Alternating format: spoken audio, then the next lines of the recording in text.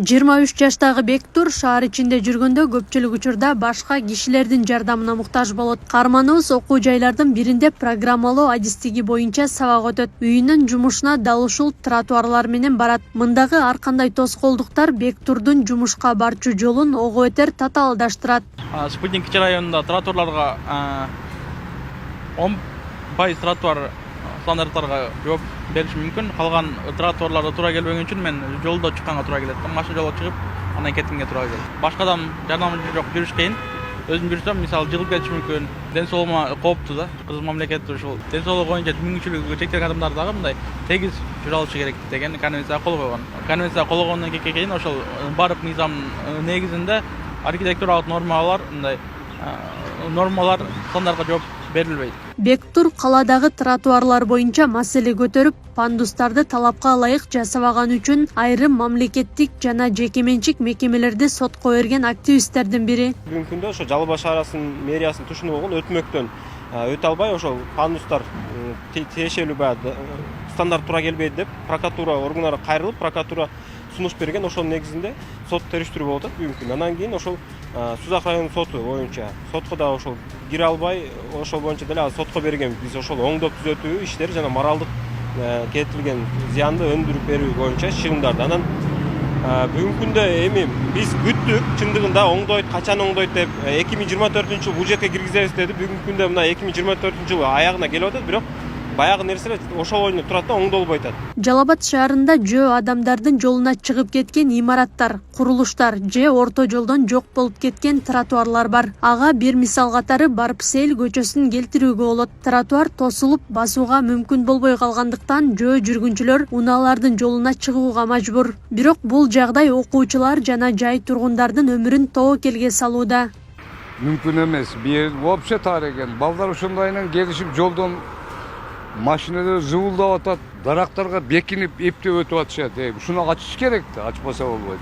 Булар качан бирдеке болгондо эле деп кылып калышат да. Ого жеткизбей кыла албай атат да булар.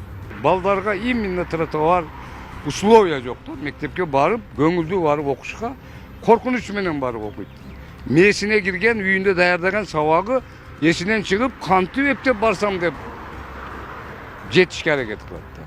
Кышта кандай болот анан? Кышта кичине буту тайып кетсе уруп кетет. Ар мектептин алды ушундай. Жалал Абадта болгондо дагы билим берүү мекемелеринин айлана тегерегиндеги жөө адамдар жүргөн жолдордун абалы өзгөрүүсүз калууда дешет тургундар. Мындан улам ата-энелер балдарын мектепке жибергенден дагы кооптонуп келишет. Ооба, абдан бул көйгөйлүү маселе. Өзүңүздөр көрүп тургандай, бул жерде мектептер окуучулары жүрүшөт, бул жакта студенттер, университеттер бар. Бардыгыбызда бала чакалар бар да, окуучуларыбыз бар. Ошолорго кыжалатпыз да биз дагычы. Алар бизди өзүбүз күндүзү кечке жумушта болсок, алар окууда болсо, басканы жер жок да, мисалы көрүп атпайсыздарбы? Жоопкерчиликтүү инсандар өздөрүнүн жумуштарын так аткарып, ушуларга чара колдонуп, көзөмөлдөп койсо абдан жакшы болот эле. Жалал Абад шаарында быйыл 12 чакырымдай тротуарды куруу жана оңдоо пландалган. Деген менен учурда иш жүзүндө айрым тротуарлардын көз жаздымда калып жатканын шаар башчысы түшүндүрдү. Быйыл дагы бир 12 километрге жакын тротуарларды кылып атабыз да. Анан экинчи фаза менен бизде суу түтүкчөлөрү, саркынды түтүкчөлөрүн киргизип атпайбызбы? Ошонун баардыгы мурун чоң жол менен алып өтчү да. Ошонун биз чечим кабыл алганбыз, тротуар менен алып өтүү боюнча.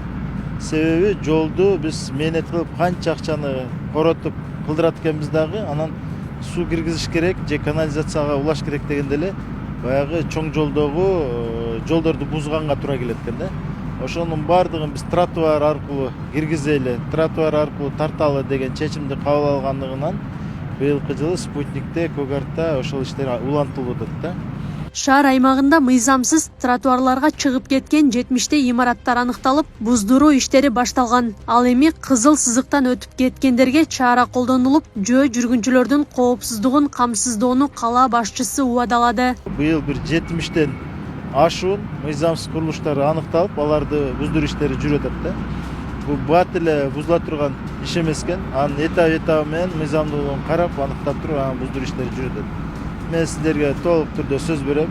Мыйзамсыз курулуштар каерде курулган болсо, аны биз буздурууга укуктуубуз, буздурабыз.